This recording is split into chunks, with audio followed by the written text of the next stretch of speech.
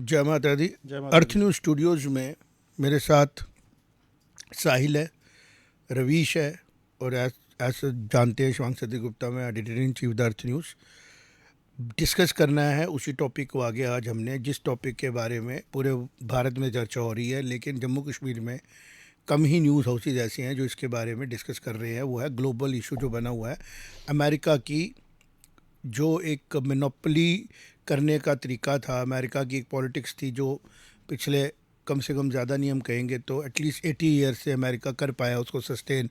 और अमेरिका के कॉन्फ्लिक्ट्स जो सामने आ रहे हैं, जो अमेरिका की क्लासिफाइड फाइल्स सामने आ रही हैं, कैसे उन्होंने कनेडी अपने ही प्रेसिडेंट के ख़िलाफ़ उन्होंने काम किया, कैसे उनकी डीप स्टेट्स हैं, ये सब लोग जो है ना, ये छोटी सोच के लोग होते हैं। और ये चला मैनिपुलेशन करना, हूल देना, और ये सब अब एक्सपोज हो गया। वो एक्सपोज क्यों हुआ? क्योंकि भारत का समय शुरू हो चुका था। जैसे भारत ने अपनी धरती से एक फॉरेन थॉट को निकाला और आहिस्ता आहिस्ता भारत अपनी सिविलाइजेशन की तरफ चलना शुरू हुआ। राम मंदिर बनने के बाद जुडिशरी के थ्रू ये समझ में आया कि भारत सिस्टम से चलने वाला देश है, लेकिन भारत चलेगा अपनी भारतीय सभ्यता के साथ ही। और इसी चीज़ की वजह से पूरे विश्व में आज डिस्टर्बेंस क्रिएट हो गई। जब यूक्रेन वॉर हुई रशिया के साथ स्टार्ट, तो रशिया के ऊपर अमेरिका ने दबाव डालने की कोशिश की। जैसे होता है ना, एक किस्म का ऐसा किसी को ये कहना मैं तेरा ये बिगाड़ दूंगा, ये कर दूंगा।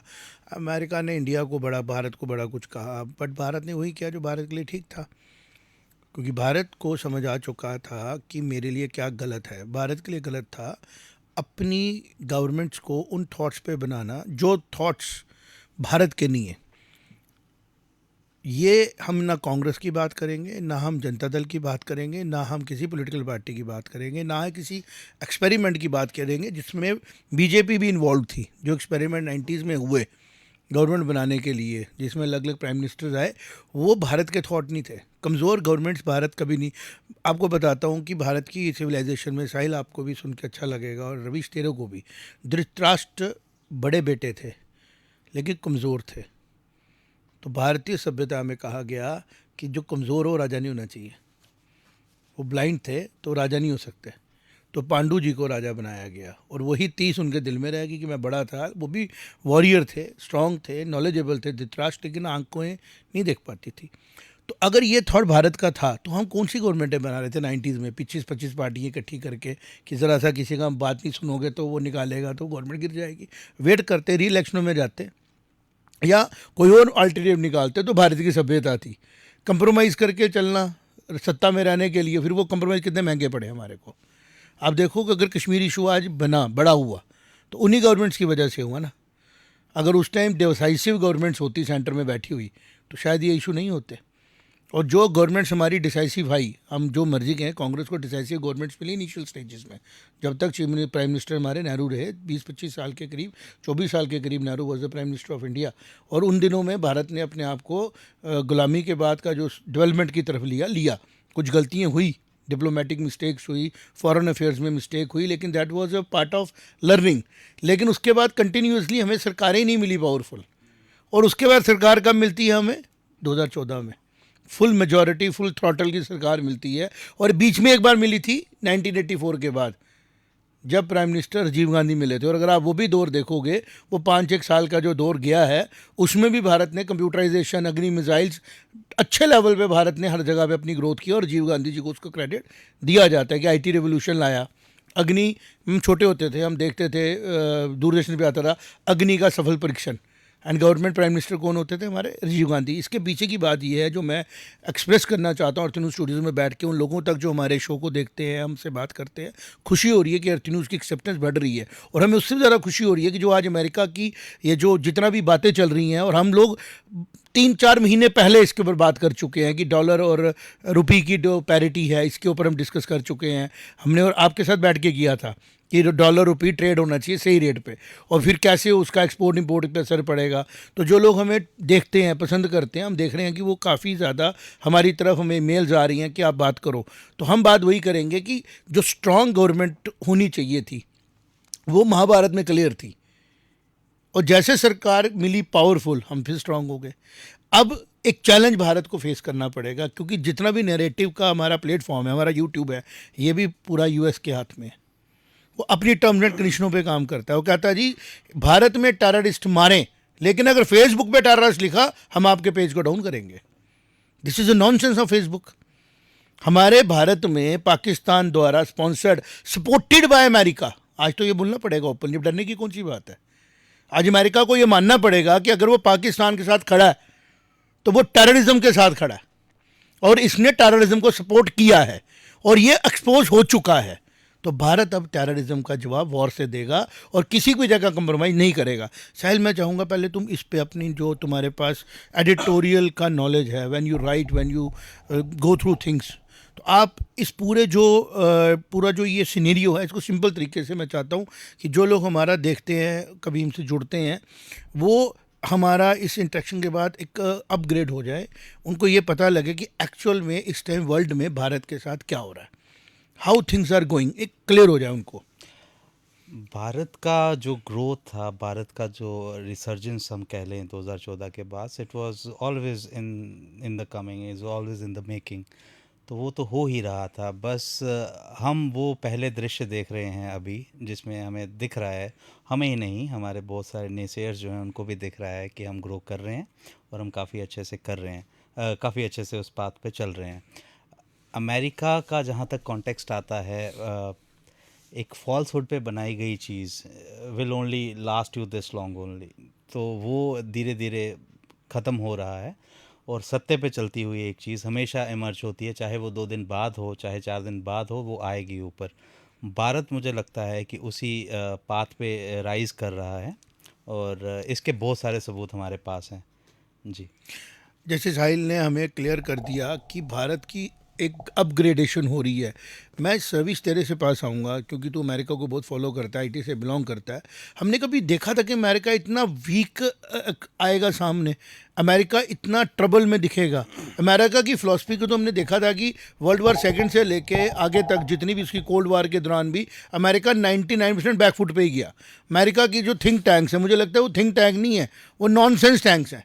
उनकी थॉट प्रोसेस ही कुछ हो रहा है। उनको समझ ही नहीं आ रहा है कि हमने अपनी इतनी स्ट्रांग इकोनॉमी बना ली, हमने डॉलर को ऑलमोस्ट वर्ल्ड करेंसी बना दिया, हम हैंडल ही नहीं कर पाए।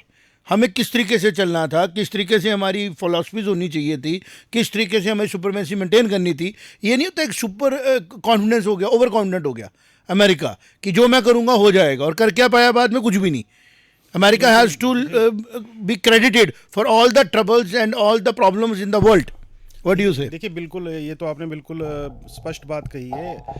अभी मैं अगर 2 दिन पहले की बात करूं, जिस टोन में ट्रंप दुनिया के काफ़ी देशों से बात कर रहे थे, भारत इंक्लूडिंग भारत या रशिया, आज और अभी जो इस टाइम की सिचुएशन है वो टोटली डिफरेंट है। सिर्फ एक ट्रेलर देखा है इसने, अमेरिका ने एक ट्रेलर देखा कि ये जो ब्रिक्स के राष्ट्र हैं, अगर ये एक साथ हो जाते हैं तो इनको तो मेरी ज़रूरत ही नहीं है, ना इनको डॉलर की ज़रूरत है, इनके पास तो बहुत सारे ऑप्शंस हैं। मोदी जी ने हमें यूपीआई के साथ देख के ई रूपी और क्या क्या चीज़ नहीं दी है, तो ये सारी चीज़ें तो ऑलरेडी हैं हमारे पास, तो ये इजीली मैं कवर अप हो जाऊंगा। तो अभी सिचुएशन ये है कि क्रेमलिन में खुशी मनाई जा रही है। 15 अगस्त की डेट मुकर्रर हुई है कि मीटिंग होगी राष्ट्रपति प्रेसिडेंट पुतिन और प्रेसिडेंट ट्रंप की अलास्का में, लेकिन खुशी सिर्फ क्रेमलिन में है, क्योंकि जिन चीज़ों पे बात हुई है कि किन चीज़ों पे बात होगी, वो सारी की सारी प्रो रशियन चीज़ें हैं, जिसमें से कि मेरे को लग रहा है कि नेटो का जो मेंबर रहेगा यूक्रेन, वो भी इतना कुछ डिफरेंट टाइप का मेंबर रहेगा कि मिसाइल्स नहीं लगा सकते वहाँ पे, या कुछ ऐसी चीज़ों, कुछ लैंड स्वैप की बात चल रही है कि हमें आप ज़मीन ये वाली ले लीजिए, हम आपको ये वाली ज़मीन देंगे।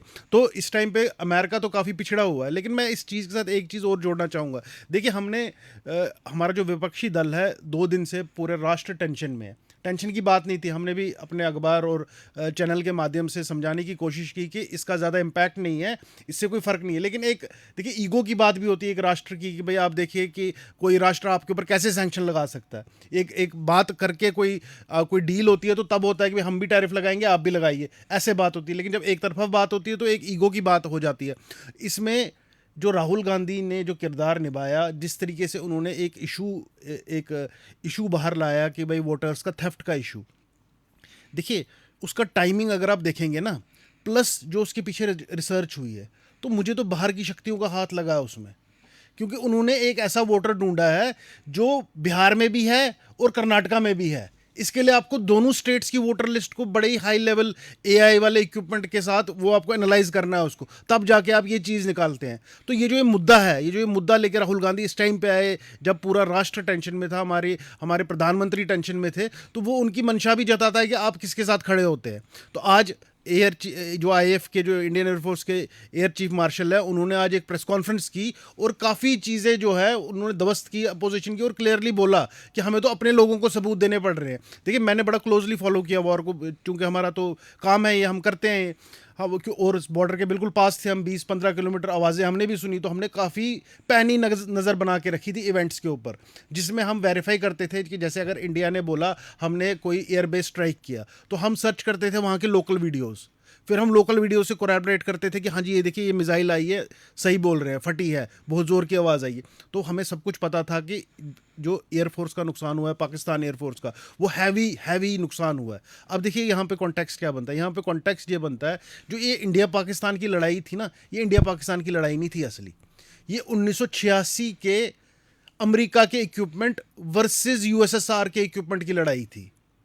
जो F-16 जहाज़ है, जो F सीरीज़ के नए जहाज़ थे, उनको गिराने के लिए S-400 की स्थापना की थी, बनाया गया था S-400। तो जो ये इंडिया ने लगाया है, ये जो F सीरीज़ के जहाज़ है, इसके सामने टिक ही नहीं पाते हैं। एक अमेरिका को बहुत बड़ी प्रॉब्लम इस टाइम पे ये, अभी कल ही के दिन जो है यूरोप के 2 नेशंस ने टैरिफ का बहाना बोल के F-35 के ऑर्डर कैंसिल कर दिए हैं। F-16 का गिरना जो है वो एक लार्जर पिक्चर है। बोइंग को भी तो हुआ, बिल्कुल, टेक्नोलॉजी फेल हो रही है। बोइंग वो एक अलग था। मैं सिर्फ ऑपरेशन सिंदूर की बात करता हूँ कि ऑपरेशन सिंदूर के दौरान जो अमेरिका का हथियार और चाइना के हथियार की जो दुर्गति हुई, उसको इन्होंने छुपाने की पूरी कोशिश की। और मैं आपको ये भी बताता हूँ, उस दिन काफ़ी जगह हमने अटकलें सुनी हैं ऐसी कि जो रावलपिंडी एयरबेस है, वहाँ पे कुछ एसेट्स अमेरिकन आर्मी के थे, अमेरिकन एयरफोर्स के थे, जो हिट हुए हैं। आज वो हमारे आईएफ के चेयर हमारे चीफ ने बता दिया कि F-16 हमने नहीं, बिल्कुल, लेकिन वो F-16 वो वाले थे जो अमेरिका जो पाकिस्तान के पास थे, लेकिन कुछ ऐसी चीज़ें भी वहाँ पे है। देखिए ये क्या है, ये टोटली एक डिक्लेयर से F-35 भी हो सकते हैं, कुछ और भी बड़ी चीज़ें हो सकती है, जिससे कि जिससे असली ट्रम्प हर्ट हुए हैं उस दिन। और ये उस हर्टनेस का बदला निकाल रहे हैं इस टाइम पे। लेकिन बात ये है कि इस टाइम पे हम जो इंडिया है ना, देखिए क्या होता था, रिसेशन आता था, 2009 में रिसेशन आया, उसके बाद 14 में दोबारा आया।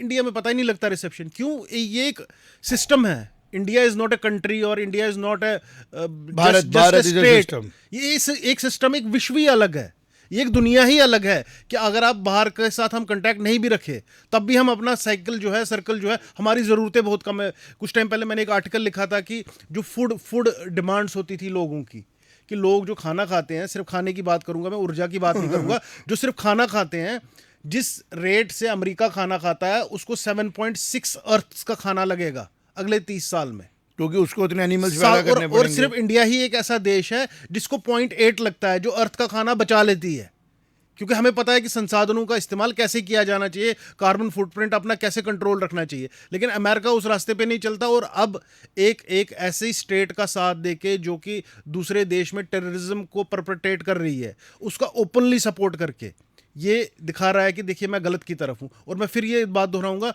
ये जो भी सैंक्शंस लगी हैं, जो इंडिया के साथ व्यवहार चल रहा है, ये व्यवहार इंडिया को फेवर रशिया करेगा। के कारण कम है, नहीं रशिया के कारण कम है, ये ऑपरेशन सिंदूर के कारण ज़्यादा है।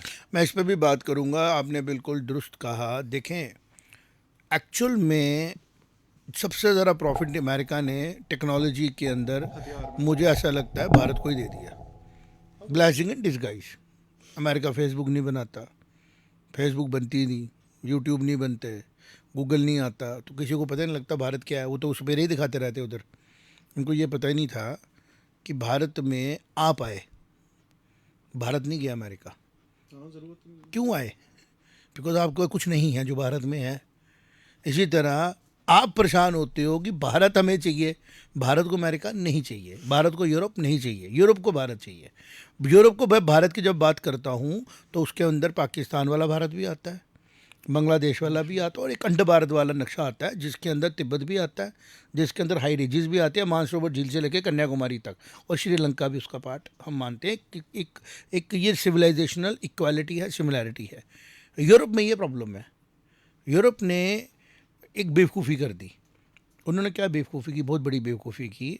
उन्होंने भारत को रियल डेफिनेशन में देखा ही नहीं।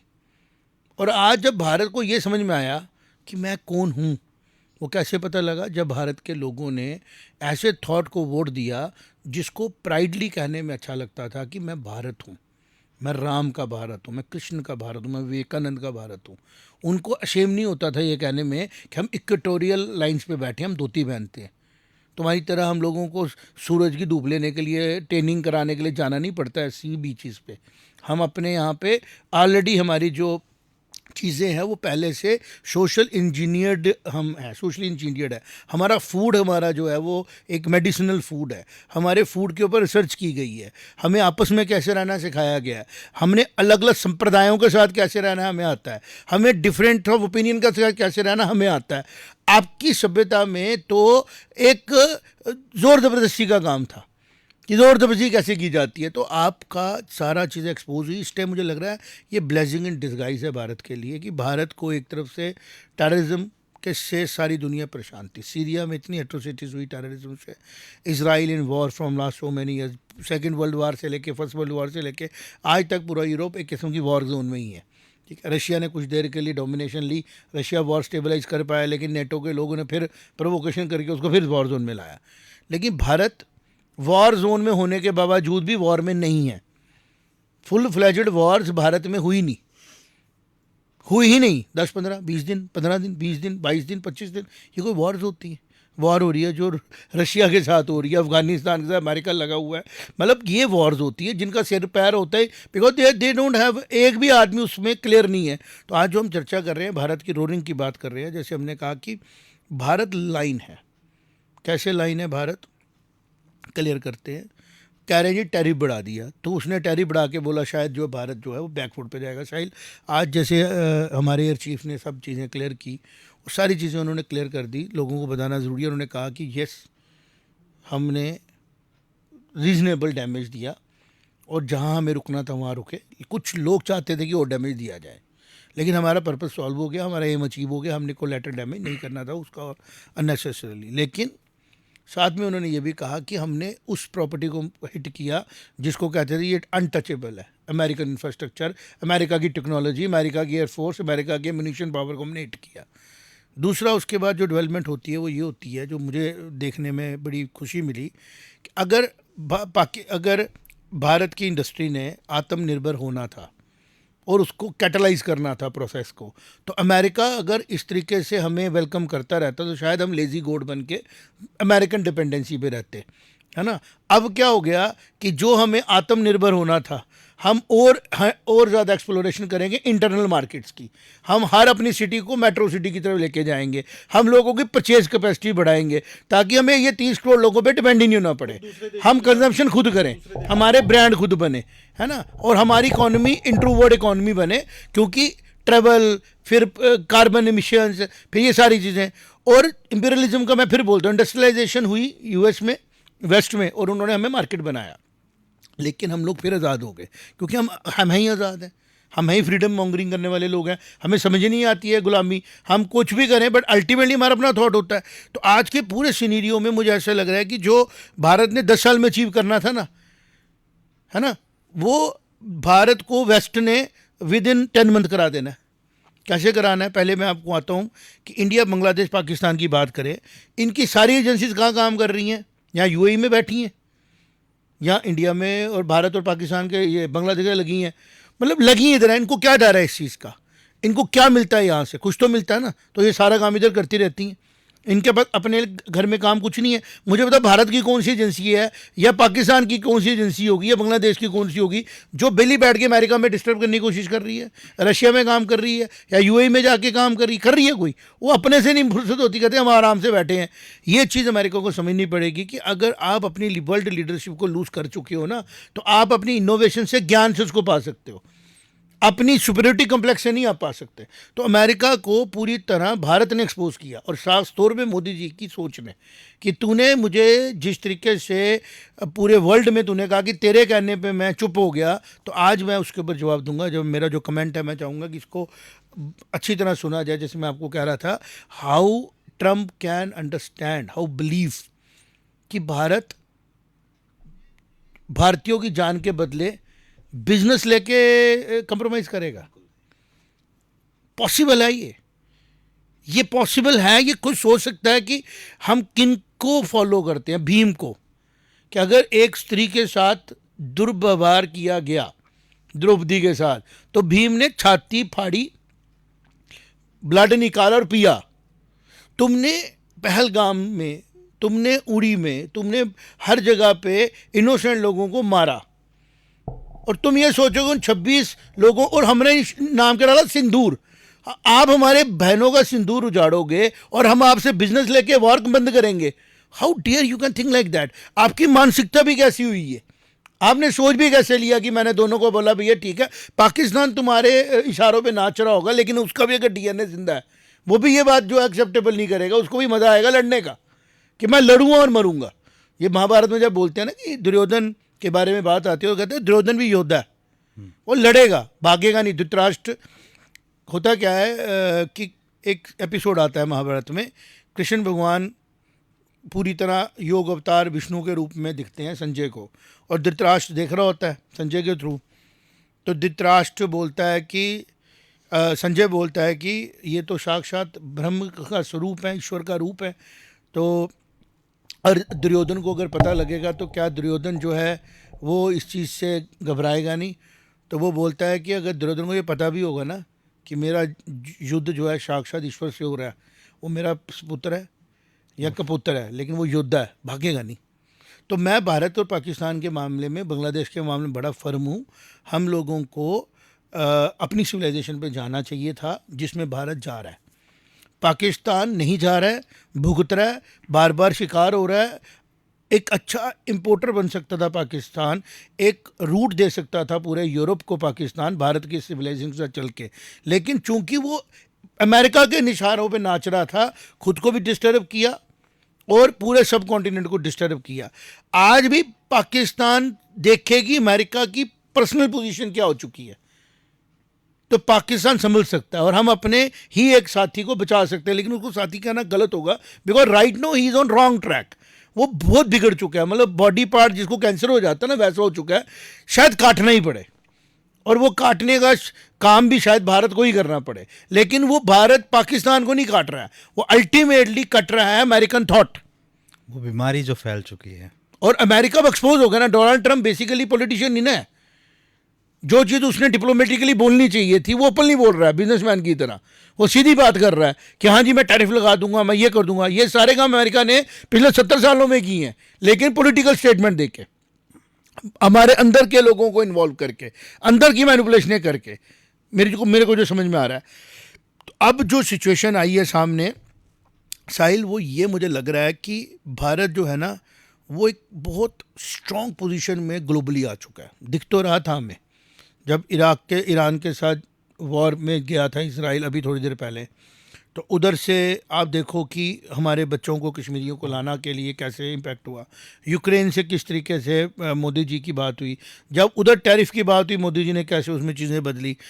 इन सब के बीच में अमेरिका को लग रहा था कि जब कहीं पे कोई सिचुएशन आएगी तो मैं भारत को मैनिपुलेट कर लूँगा। उसको ये नहीं पता था ये भारत है, मैनिपुलेट नहीं होता, ये सिविलाइजेशन से चलता है, ये एथिक्स पे चलने वाला है, ये किसी भी हद तक जाएगा, लेकिन ये ब्लड के बदले में मनी ट्रेड नहीं करेगा। तो जो सवाल था ना, दैट वाज पेनिंग मी कि डोनाल्ड ट्रंप तूने ये कैसे बोल दिया, बोला भी तूने कैसे, सोचा भी कैसे और बोला भी कि तू 26 लोगों की हत्या की गई है और हमारे प्राइम मिनिस्टर या हमारी गवर्नमेंट को तू बोलेगा जी मैं तुम्हें बिजनेस देता हूं, तू वार रोक दो। वार तभी रुकेगी जब उनके ब्लड की एक एक बूंद का बदला लिया जाएगा। इसलिए हमने क्या कहा है कि ऑपरेशन सिंदूर अभी रुका नहीं है, अभी होल्ड पे है, और ये तब तक नहीं रुकेगा जब तक एक एक टेररिस्ट की नसों में एक एक बूंद है। Not a single terrorist will be left over. और ये है रिजॉल्व भारत का। और आई सवाल इकोनॉमिकल ब्लैकमेलिंग का, ये हमें मत बताओ। युद्ध करना पूरे विश्व को हमने सिखाया है, हमें मत सिखाओ। We don't compromise. और ये सबूत कहाँ से मिलता है, जब हम अपनी सिविलाइजेशन को देखते हैं। हमने जीत के वापस दी ना टेरिटरी, हमने 93,000 सोल्जर दिए ना वापस, जीत के दिए। ऐसा होता कि हमारे 93,000 सोल्जर हैं किसी और कंट्री में, आप देखते फिर भारत का रौद्र रूप। और आपको पता है जब हमने 1962 की वॉर के कुछ एपिसोड्स को देखा ना, ग्लेशियर जब पिघले वहाँ पे, उनसे डेड बॉडी मिली ना, हमारे सोल्जरों की ट्रिगर्स पे उंगलियाँ थी डेड बॉडीज़ की। और ये है भारत का वैलर। तो जो अमेरिका है ना, उसको ये समझना चाहिए कि भारत में इज़ अ डिफरेंट कंट्री, तुमने उसको देखा ही नहीं है। तो आज भारत का सच जो है ना वो सामने आ रहा है इन डिसीजंस। तो मुझे नहीं लगता है कि किसी किस्म का भी इम्पैक्ट भारत की इकोनॉमी पे ये अमेरिकन डाल पाएंगे, सेफ्टी सिक्योरिटी पे डाल पाएंगे, या पॉलिटिकल सिस्टम पे डाल पाएंगे। कोशिशें तो की जा रही हैं, एजुकेशन सिस्टम को स्टॉल किया जा रहा है, रिसर्च को रोका जा रहा है, अलग अलग तरीके से प्रेशराइज किया जा रहा है, लेकिन at the end of the day Bharat अब खाली आपके चंद कमरों के अंदर रुका हुआ भारत नहीं है।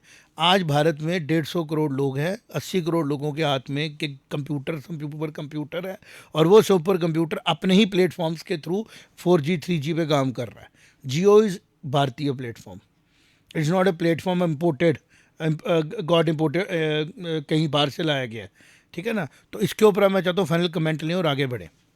जी बिल्कुल, देखिए ये जो पुरानी सरकारें थी, पुरानी सरकारों की ये मिलीभगत रही है कि एक जो हमें अपनी चीज़ बनाने का मौका नहीं मिला। जो मेक इन इंडिया, देखिए काफ़ी मजाक उड़ाया गया उस ज़माने में 2016-17 में कि मेक इन इंडिया ये क्या चीज़ है, लेकिन आज मैं देख पा रहा हूँ कि मेक इन इंडिया के कारण आकाश तीर सिस्टम जो ऑपरेशन सिंदूर में काम आया, वो इनबिल्ट सिस्टम है, इंडिजीनियस सिस्टम है।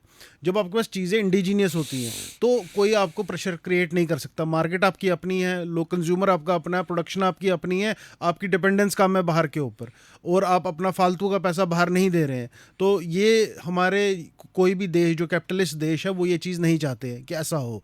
और पहले की सरकारें काफ़ी हद तक उनकी तरज में चल रही थी, लेकिन मोदी जी तब से खटक रहे हैं इनको जब से इन्होंने आत्मनिर्भर भारत की बात की है। और मोदी जी बेसिकली एक सिंबॉलिज्म के तौर पे आए हैं सामने, पीछे उनके वो आइडियोलॉजी 36-37 करोड़ वोटर है जिन्होंने वन साइडेडली उनको वोट किया है। Total participants in the election होंगे 70-75 करोड़, 3 बार, है ना। उनको वोट दिया गया है, उनका थॉट है। मतलब भारत, अब ये नहीं आप बोलो कि हमारा भारत जो है वो जियोग्राफिकल है, Bharat is has become a thought.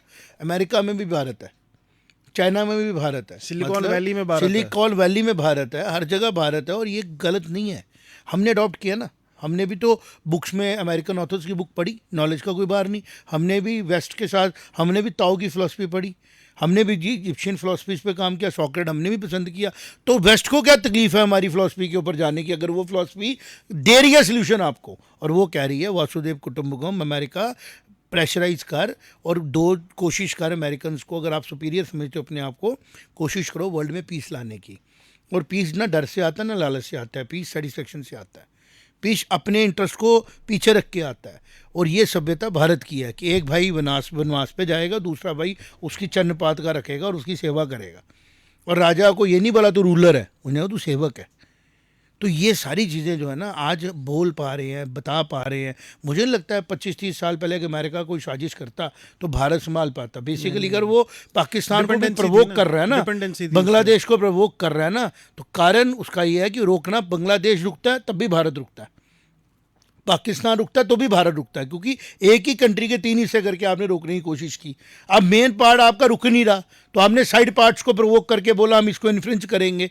और मैं कहता हूँ ये बिल्कुल अच्छा हुआ कि ट्रंप ने बोल दिया कि हमारे क्लियर हो गया कि हमारा रियल एनिमी शायद बांग्लादेश में नहीं बैठा है, हमारा रियल एनिमी शायद पाकिस्तान में नहीं बैठा है, हमारा रियल एनिमी वेस्ट में कहीं बैठा है जो इनको प्रोवोक कर रहा है।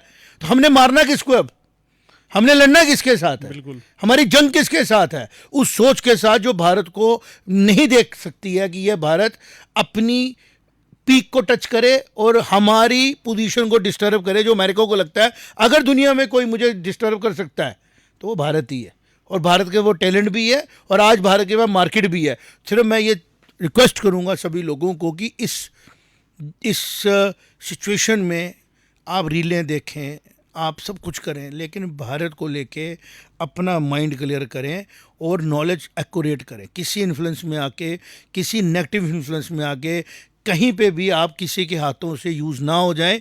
सबसे ऊपर है इस टाइम पे कि भारत की जो सरकार आज है वो क्लियर है, डिफाइंड है, और वो रियल भारत को प्रोजेक्ट कर रही है वर्ल्ड में। जिस भारत के बारे में हमने किताबों में सुना है, हिस्ट्री में सुना है, वो भारत आज हमें दिख रहा है अपनी सरकारों में कि कंपैरिजन है ना, कंपैरिजन है। हम 26/11 का कंपैरिजन अगर 22 अप्रैल से करें, 26 कैजुअलिटीज़ हुई वहाँ पे बॉम्बे में, जब वो थे NSC आने में टाइम लगा, और यहाँ 10 दिन के अंदर हमने उनके एयर बेसिस उड़ा दिए। हमने टेररिस्ट को घुस के घर में मारा भी, लताड़ा भी और डराया भी, और अभी भी डरा के रखे हैं। डोंट डू इट, गलती नहीं करना। लेकिन फिर कहीं ना कहीं पे ये मैसेज दिया, हम पीस चाहते थे, हमने 4 दिन के बाद पॉज लिया, आप दोबारा गलती नहीं करना। ये चीज़ अमेरिका से नहीं हुई है, ये चीज़ वर्ल्ड की किसी कंट्री से नहीं हुई है। तो इंडिया से सीखने की ज़रूरत है, और इंडिया ही, भारत ही जो है इस चीज़ को लोगों में लेके जा। अर्थ न्यूज़ में हम ये कोशिश करते रहेंगे, लोगों से अपील करेंगे कि ये समय क्रिकेट मैच के लिए आप इतने ओपिनियन देते हो, बहुत ज़्यादा डिस्कस करने का समय है, घरों में डिस्कशन करने का, कि प्राइड फील करने का। 15 अगस्त आ रही है, आपके लिए प्राइडफुल मूवमेंट्स है कि हम ऐसे भारत को देख रहे हैं जो भारत हमने किताबों में पढ़ा था। शायद किताबों में झूठ भी उसके बारे में बोला गया। Bharat, it's a blessing for every human to be born in a country like Bharat and to be born in a civilization like भारतीय सभ्यता। ये कोई छोटी बात नहीं है, ये बहुत बड़ी बात है कि आप एज ए ह्यूमन दुनिया में आए और एक भारतीय सभ्यता के साथ आपको बर्थ मिली। मैं तो उन सबको भी अपील करता हूँ कि आपको अगर नहीं समझ में आ रहा है कि क्या सही है क्या गलत है, तो कुछ दिन आए, भारतीय सभ्यता के साथ टाइम स्पेंड करें, आपको आपकी बातों का जवाब मिल जाएगा। और भारत डिसाइसिव है, क्लियर है, और पॉलिटिकली बहुत मैच्योर है। जब सॉक्रेट ने सोचा भी नहीं ना होगा, उससे पहले विदुर ने विदुर नीति लिखी है, how to govern, what are the principles of government, कैसे काम करना है। और ये चीज़ शायद अमेरिका के जो थिंक टैंक्स हैं उनको पता नहीं है। तो इसलिए भारत को किसी किस्म की भी प्रेशर में आने की, किसी न्यूज़ से किसी भी पैनिक को करने की, डरने की ज़रूरत नहीं है। बिकॉज आप ये समझें, नैरेटिव की जो हो सकता है हमारा भी जो हमारा ये कंट्रैक्शन है, अमेरिकन ने AI लगाई हो और यूट्यूब उसको वीडियो देखे और बोलेगी मत दिखाओ लोगों को, कोई बड़ी बात नहीं है। लेकिन सच छुपेगा नहीं, व्हाट्सएप्स के थ्रू, इंट्रैक्शंस के थ्रू घर घर पहुंचेगा।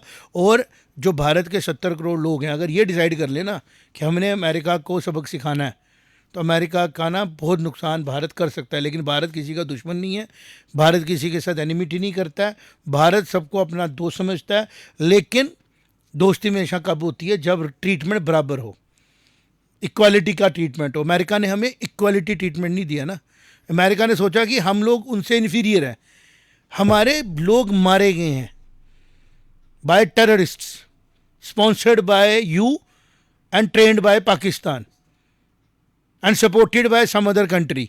तो तुम ये कैसे सोच रहे हो कि तुम उसके बाद में आके एक रोल प्ले करोगे तो हम लोग जो बांट लेंगे। मैं कब हंसी मजाक की बात करता हूँ, जब बिल्लियों की लड़ाई में ना बंदरों को लगा मैं दोनों को हैंडल कर लूँगा, वो बंदर ने गलती कर दी। एक बिल्ली शेर थी,